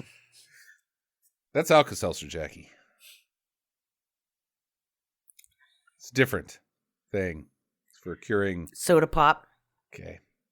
Pop soda. Mm-hmm. Talk about soda pop. Talk about pop soda. Mm-hmm. Wow. That goes along with what we're talking about. You should be in this movie. Yep. Should be one of the assassins. She should be a porcupine bro. No, just like whatever happens after the porcupine bros is like just Jackie in full effect, and he's like, I give up. Why are all my assassins so annoying? All right. So that while they're sparring, they do acknowledge that Ramirez has been dead for the last 500 years because I remember that his head got cut off by Kluge Luger. Yep. But the movie didn't seem to up until this point. They're like, it's just kind of magic. No, it's not. Your head came off. There's one rule. Your head comes off, you're done. Unless you're man married to a spaceman. Stupid. Yeah, because then it's a kind of magic. No, it's dumb. God damn it. Okay. It's a kind of magic. So Blake reveals that he already knows that the shield is unnecessary. He does the thing where you can't shut it down because it'll kill everyone. But then he's at a board meeting and Katana comes in like he's fucking RoboCop. I mean, again, with the Verhoeven, this whole scene seems so familiar. And they're like, shoot him. And so this dude just happens to have a fucking 9mm at a board meeting. He shoots him a bunch and he's like, yeah, I plugged him. That guy's dead. I'm getting a raise. And then Katana comes back to life and kills him. Pulls his head apart. Does he?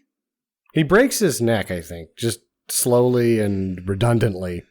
It was like he was trying to go for the jaw snap, you know, but just couldn't quite get there. So he's like, all right, fine, neck kill. It was one of the dumbest deaths, like, power deaths that I've ever seen on film. Because the whole time Michael Ironside's like looking at the guy from Scrubs, like, yeah, I'm fucking killing this guy. Like, I'm super powerful. But the whole time, the audience is just like, what is he doing?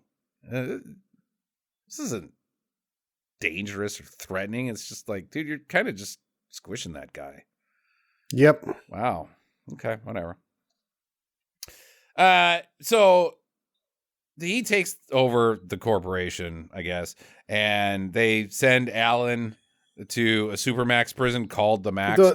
So he's like, I'm a partner now. And they're like, okay, partner, what are you interested in business-wise? He's like, only the Highlander. And then John C. McGinley is like, Ross, you on that Highlander thing? Yeah. All right, we're good here. Uh-huh. Yeah. Yeah, look into that. Why does he need to be a member of the corporation? He's not going to... The corporation doesn't even know anything about the Highlander. They are not helping each other in the least. Oh, I get it. The guy that invented this company was from Scott. Oh, okay. That Highlander? Or do you mean a different Highlander? Like somebody from... There could be an infinite amount of Highlanders. He gets there the next day, and they have 4 different Toyota Highlanders in different colors for him to choose from. And he's like, I have to kill you now for getting me a Highlander. But that's what you wanted. Yeah, we don't know what you're talking about, guy. Yeah. Anyways, so Alan's been sent to this prison, and I like also that Louise is at his place, and she just comes out from around the corner and says, Alan has been taken to the Max. Oh? Yep. Did you get on the bat phone that's in my bathroom? Because why would you know that? She has never met this Alan guy in her entire fucking life at all. She's not like, hey, I'm on the phone with Cobalt HQ. No, we saw Cobalt get blown to shit. You're all that's left. Well, yeah. But plot convenience.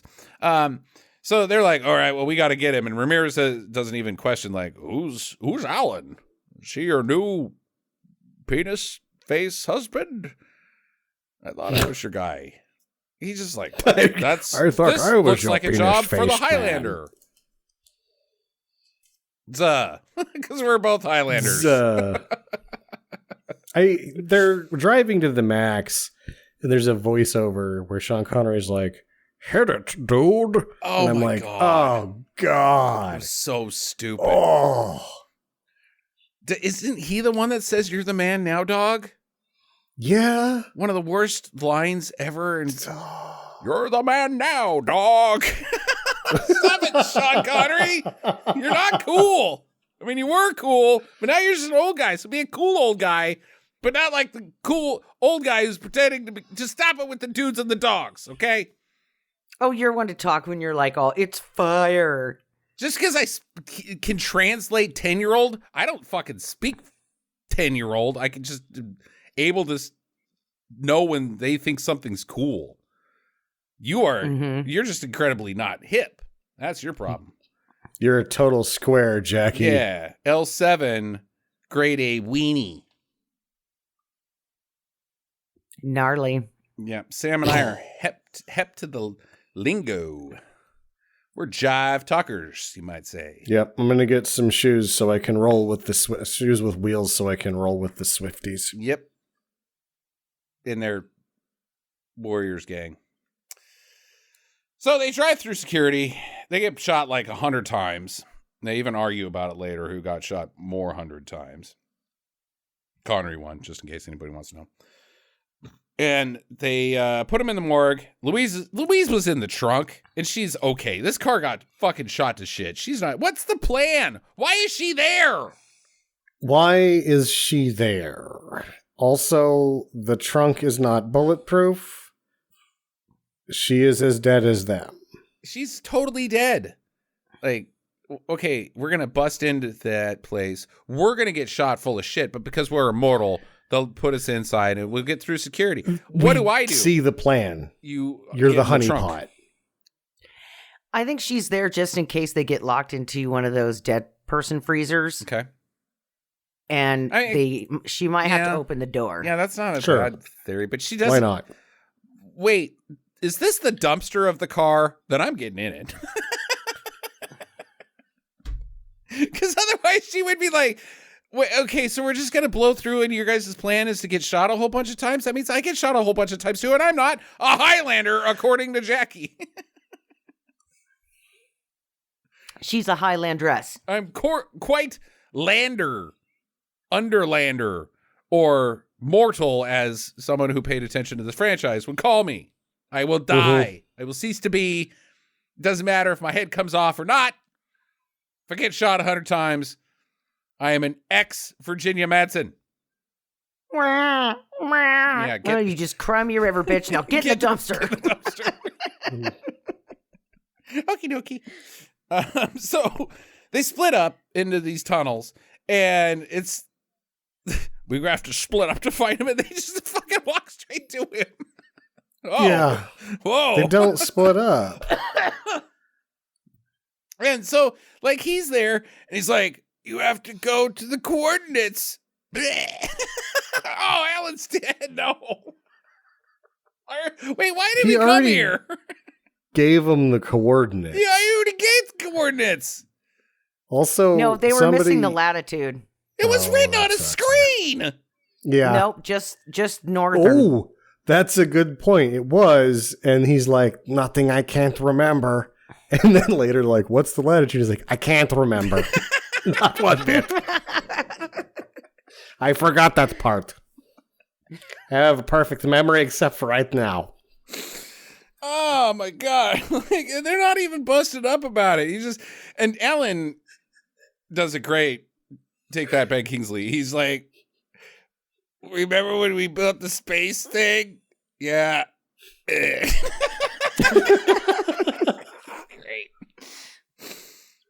I sure do, buddy. Okay. Well, we gotta go now. All right. This movie sucks. So they reunite in this fan room. Oh my God, the fucking fan room. Like, it's a Indiana Jones style death trap. It's coming at them. It's gonna crush them, but also chop their heads off. And Ramirez is like, "Don't worry, guys, I've got this." And they're like, "Okay, well, what are you doing?" And he plants the sword in the ground. I'm thinking, "Oh, okay, clever." I'm just gonna lay down because the sword's so well made, it's gonna seize up the fan. No, he has the Force. It's like it's more dumb than that. It's dumber than the Force. He's got sparkles coming out of his hand. Most men waste their lives trying to do a little bit of here and there, but if you save it up, and someday you'll have the chance to do something amazing, and I'm doing it by using the Force, and they're like, and then he opens the door, and they're like, okay, well, we're gonna go, and he's like, my time is done, and they're like, well, you could just go out the door that is now open. You could have just opened the door and not stopped the fan. Yeah, you could have stopped. Infinitesimal percentage of your life force rather than doing this. And then stopping the fan and then restarting it only to kill yourself. My time is done. No, he Tinkerbelled out before the fan got him. There is some glowing bullshit that happens right before the fans explode. And he's like, even Cloud's like, am I ever going to see you again? And Sean Connery looks at him and says, depends on what the paycheck is for the third one of these pieces of shit. If it even gets made, because I'm surprised that this one got made. Can't wait till 1998 when I get to be in Laserbutt. Because this fucking Highlander shit is stupid. 1996 is The Rock. Dude, Connery's got some good things looking ahead of him. Not this Highlander bullshit. No, here's the thing, Connor. I'm done with this crap. This is stupid. You'll never see me again. Me, Nick Cage, Catherine Zeta-Jones's ass. Got a bright future. Yeah, so they're like, okay, we'll buy then. And then the fan blows up and he Tinkerbells away, like Jackie said. They hop in this truck that's got a camper on top of it because that's something that they have at SHIELD HQ or the Max, which is also next to SHIELD HQ. And before she steals some prison garb, her clothes are like she's dressed like an Oompa Loompa. Yeah, that's true too. I didn't realize. I wrote down, what is she wearing? Because I couldn't figure it out. It was like they're big shorts with yellow pants underneath it. It is odd. Yep. Don't forget it was the 90s. So they're in this camper van and they're like, punch it, get us out of here. And then Katana wanders out from nowhere because he's there now. Because in the previous shot, he's at SHIELD HQ, so they're just right next to each other. And he just steps in front of this fucking truck and looks like, so, and gets tacoed. And she says, that was outstanding. Yeah. There wasn't a great way to do this because they shot this after the movie had come out. They actually shot this edition, the mountain chase. This whole scene is new. Huh. For this movie. For Renegade. I don't know how they pulled this off, where they got the money. Or why. Who gives the people the money to make a shitty movie shittier when the people that are getting the money have proven that they will allow the money to be stolen from them? Yeah, no kidding, right?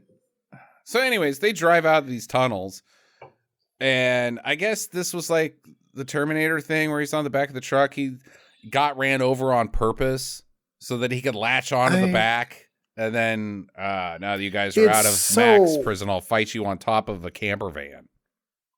Yeah. Okay. What a plan. Yeah.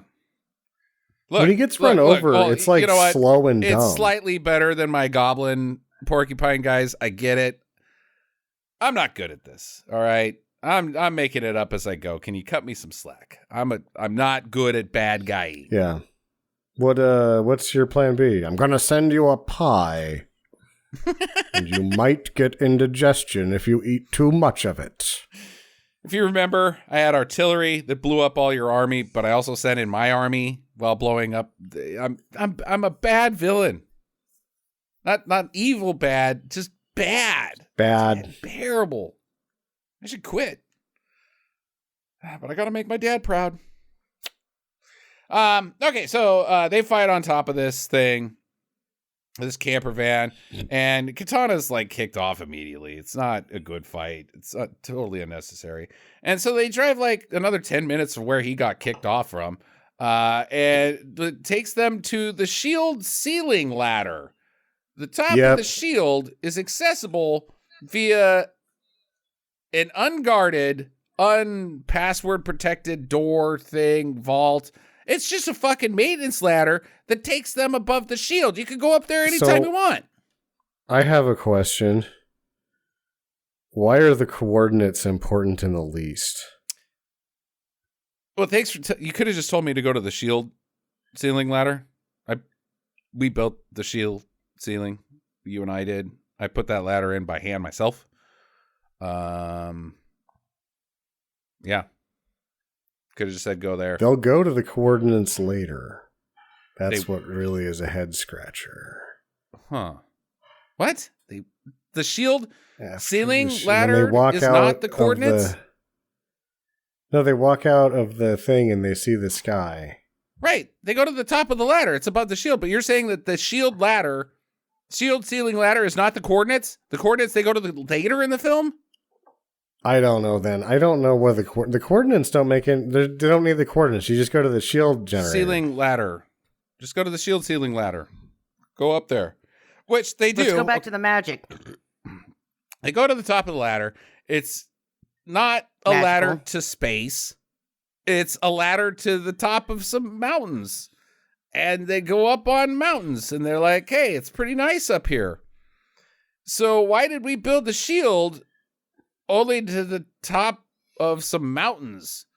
Like, we do realize that a lot of Earth we killed by not putting the shield higher up. If the UV rays were so bad that, like, Everest, K2, all of Tibet, we killed all of Tibet, is what you're saying, because these mountains are next to LA or to New York. But these are just the Appalachians. We only built it to half the elevation of the Appalachians. That means Denver's gone. Seattle's gone. Well, no, Seattle's pretty low. I mean, it's at sea level. No, Denver just doesn't have to deal with all this bullshit. Yeah, right. Fucking Salt Lake. Pretty much all of Canada. Huh. We did a bad job putting this thing together. They're like, yeah, it's nice out here now, so I guess we can go back downstairs, and I'll get to the shield control beam that goes up to the satellite. Here's the deal, Justin, is they couldn't cover everything because, let's just face it, haters gonna hate. So they purposely sought out the people they didn't like and were like, we'll just lower the shield in this part, and like half of their population will die. Denver. And then, in Denver. Okay. And I never liked the Broncos. Casa Bonita, though, was saved. It's not worth having to deal with the Avalanche. The hockey team? Yeah, don't like the Avalanche. I'm a Bruins guy. Sea level. We keep Boston. Go Celts. Because I'm a Highlander.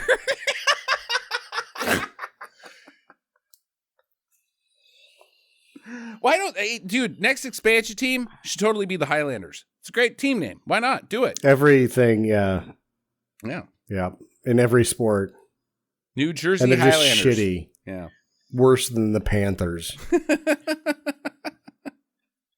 Gary, Indiana Highlanders. Yeah, so also, speaking of haters are going to hate, fucking Blake's in HQ and he's like, hey, so I heard you got ran over, Katana. Nice work. Still trying to impress your dad. Seems like you're a total idiot. You don't know what you're fucking. Just throw it out a fucking window. He grabs his balls and throws him out of a window by his balls. Only for talking shit. At no point was Blake like, dude, we need to do this differently. No, we do it my way. Look, I'm in charge here. And then he gets thrown out of the window. He just is talking shit. Well, what a real fuck up you are as a bag. Ah! Just keep your mouth shut, Blake. You don't even have any skin in this game. You dumbass. Yeah. Yeah, just let him kill whoever the Highlander guy is and he'll go away. Oh, how's that Highlander situation go? Ah! It's so dumb. So anyways, they reach the shield control thingy. I don't know. It's just this light beam thingy that goes into space and hits the satellite. And somehow that creates a shield that's not in the ionosphere. And the dudes fight. And McLeod, this fight sucks. Because, I mean, not that it sucks. But in the grand scheme of fight scenes, this sucks because it McLeod, sucks. There's no real contest here. No. The general's been hanging out wherever in the past or on a different planet or in a former smashed Earth. He's been just gripping snakes and not practicing his swordsmanship like Gregor Collar the Highlander. Connor McLeod of Clan McLeod. Yeah. Yeah, I mean, it's a pretty easy victory for Connor. It was so bad that in the original theatric run, they actually took the fight scene that he rides the elevator down and combined it with this to make it seem more climactic. Yeah, okay. Huh. So then everybody's like, what a gaffe. You can totally tell that those aren't at the same time. Everybody that says that has seen this afterwards, because the first time I saw it, I couldn't. I mean, it's like, this is garbage. That's the thing that you're going to point out. So that's obviously two different fight scenes mashed together. Is it? Maybe by apparel? Yeah. So Connor, or McLeod, Virginia Madsen's there again, and she sees him walk into the vortex of Earth's shield, and it blows up.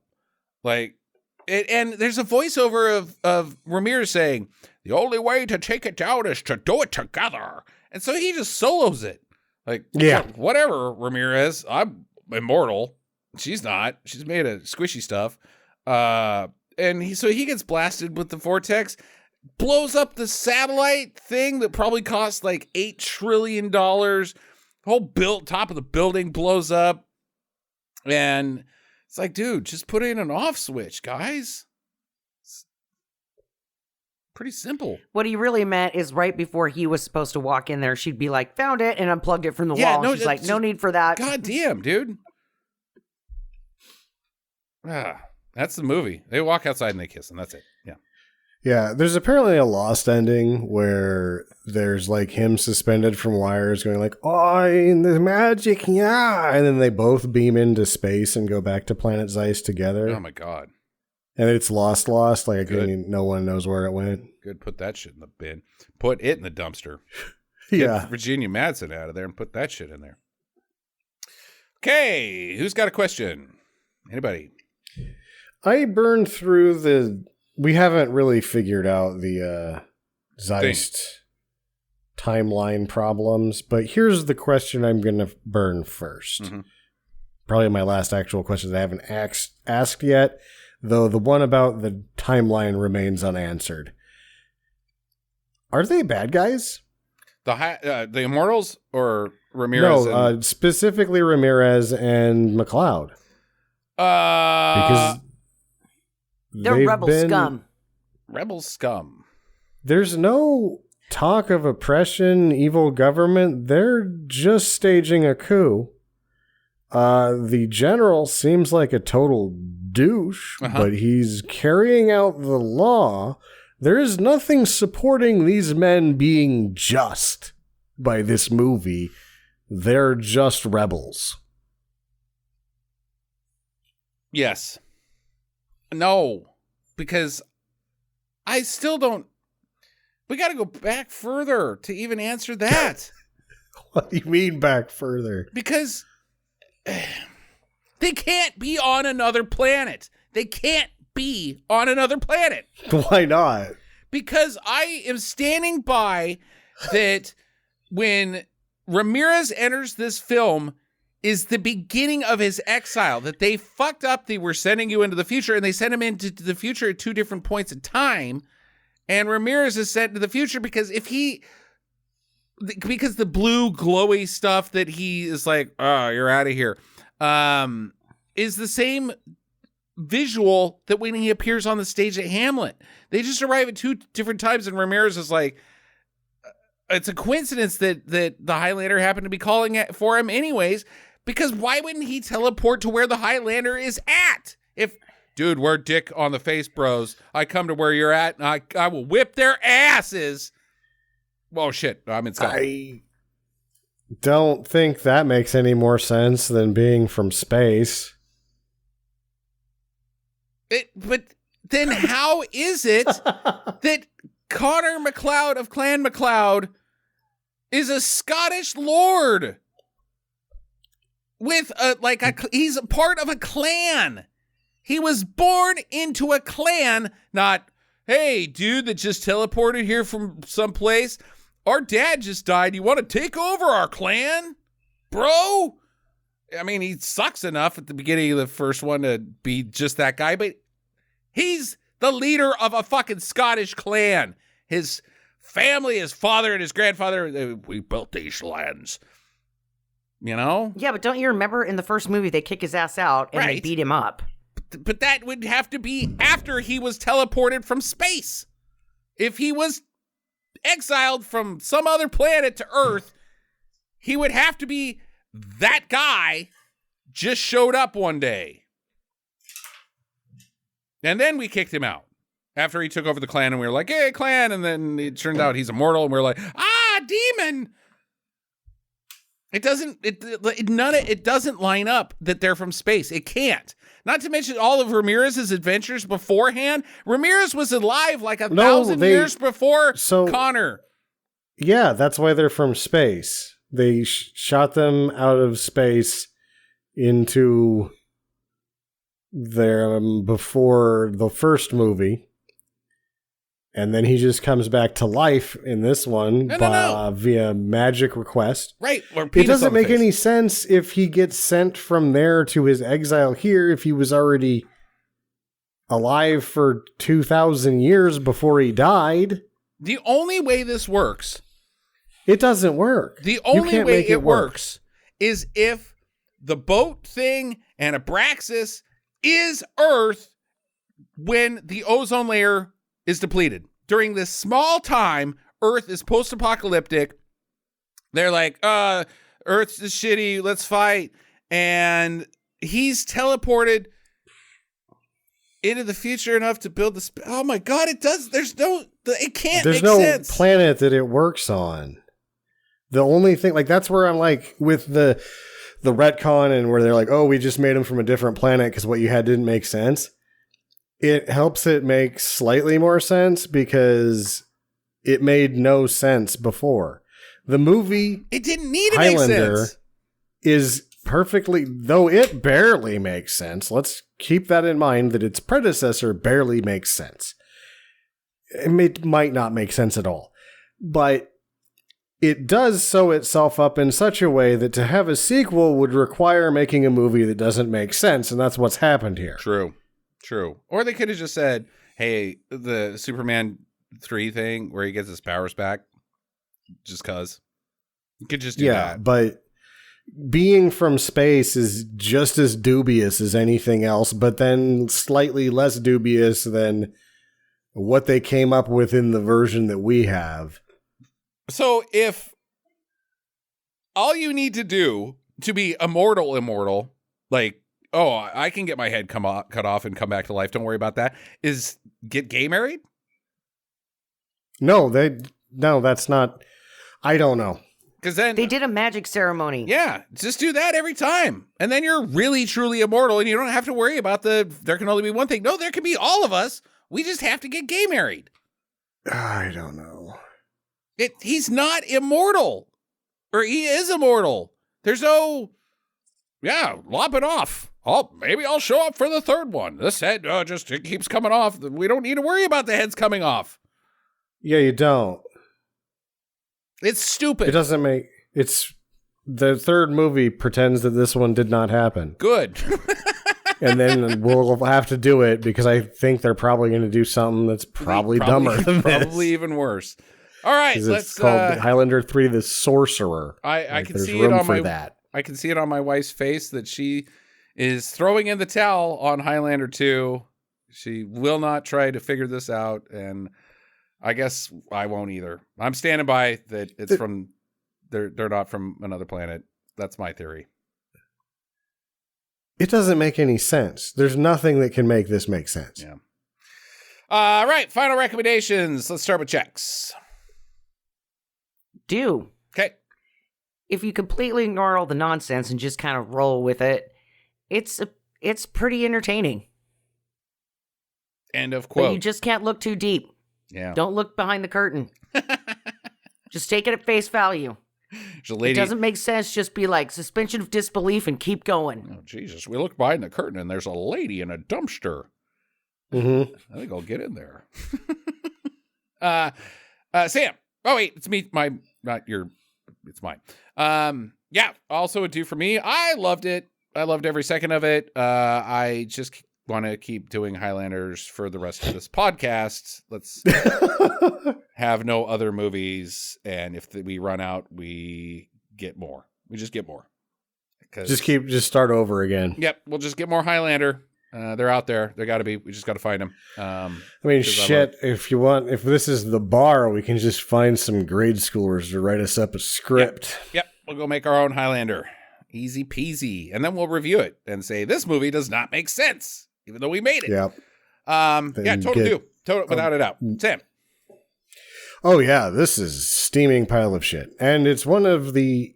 I like that it's this version that we did, too, because having seen both of them and that the whole world is like, wow, this is so much better. And I just watched them both back to back, and I'm like, no, it isn't. It's not. The other one's shorter. This one's longer. There's not a difference in quality whatsoever. They're both dumb as shit. And the other one might be less dumb because it's shorter.